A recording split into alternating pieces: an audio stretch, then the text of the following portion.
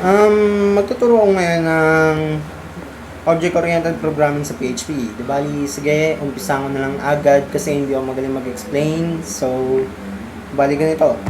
Umpisa natin sa pag-type ng opening at closing tag ng PHP.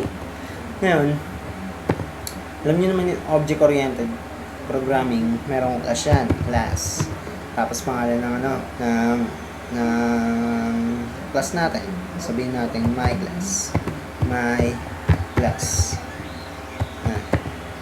So, kailangan mga brackets. Huwag yung makalimutan yan.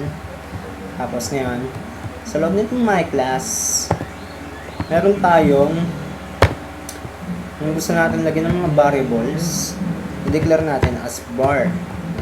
Tapos, pangalan ng variable. So, my var 1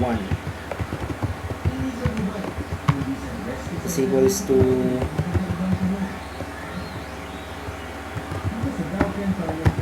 Ahmad.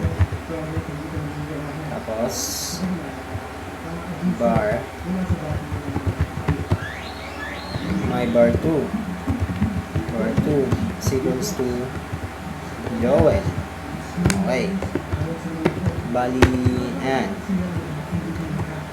So, ngayon, ang tanong mga madalas na natanong is, paano may access yung variable na yan, dun sa may class na yun? Paano mo tatawagin? Di bali ganito. So,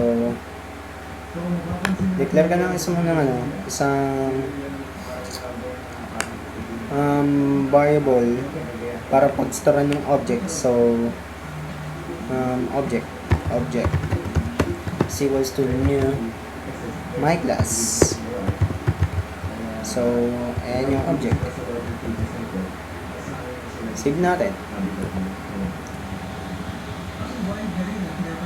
Para yan, siguro kung nag-PHP kayo, alam niyo yung tungkol sa may XMPP, halagay niyo sa may htdocs, tapos sa may sa may htdocs nga, sa XAMPP folder, sa htdocs. So, tayo lang, hanapin ko lang yun sa akin, wala yung site ko. Ayun, ayan, bali, oops, dang it. Save as. Okay.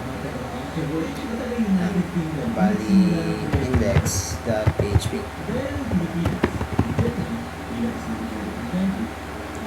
So, ayan, save ko lang. Tapos ngayon, tawagin natin yung variable yun. Object. Gamitin natin yung arrow para i-repair yung variable niya. So, tatawagin na gamit is my var 1. Try natin i-echo. Save. Tapos ngayon, tingnan natin sa browser kung gagana. Aman. Ayun yun, yung my var 1 ko. So, lagyan natin mas mana. Para may display naman my var 1 is equals to tapos tawagin natin yung my var 2 para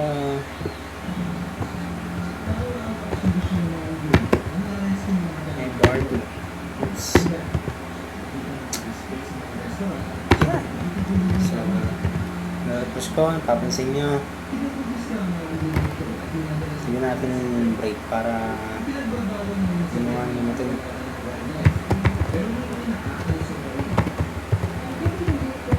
Yan. So, yan.